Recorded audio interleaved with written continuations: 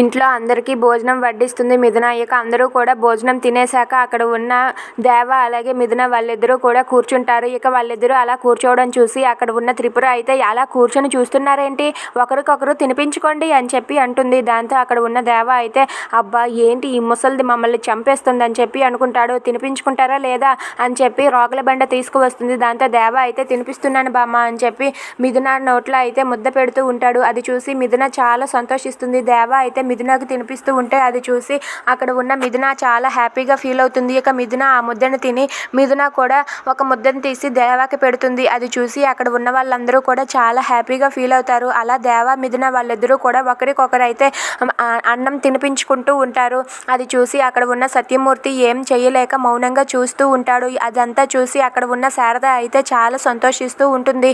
ఇంకా అక్కడ ఉన్న దేవ అయితే చాలా కోపంతో రగిలిపోతూ ఉంటాడు.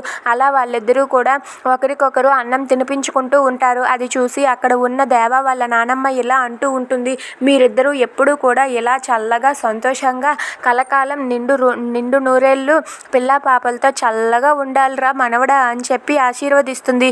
అది విని అక్కడ ఉన్న మిథున అలాగే దేవ వాళ్ళిద్దరూ కూడా అలా చూస్తూ ఉంటారు. అలా వాళ్ళిద్దరూ కూడా ఒకరికొకరు తినిపించుకున్న తర్వాత మిథున అయితే దేవ నోటికి ఎంగిలి అంటుకోవటంతో తన కొంగుతో తుడుస్తూ ఉంటుంది. అది చూసి అక్కడ ఉన్న దేవ అయితే ఒక్కసారిగా షాక్ అయ్యి చాలా కోపంతో రగిలిపోతూ ఉంటాడు. ఇక ఎదురుగా వాళ్ళ నానమ్మ ఉండటంతో ఏం చేయలేక మౌనంగా దాన్ని అంతటినీ కూడా భరిస్తూ ఉంటాడు. ఇక మిథున అయితే దేవకు దగ్గరుండి తినిపిస్తూ తన ఎంగిల్ని కూడా తన కొంగుతో తుడవటంతో అది చూసి అక్కడ ఉన్న వాళ్ళందరూ నవ్వుతూ ఉంటారు. If you like this video please subscribe.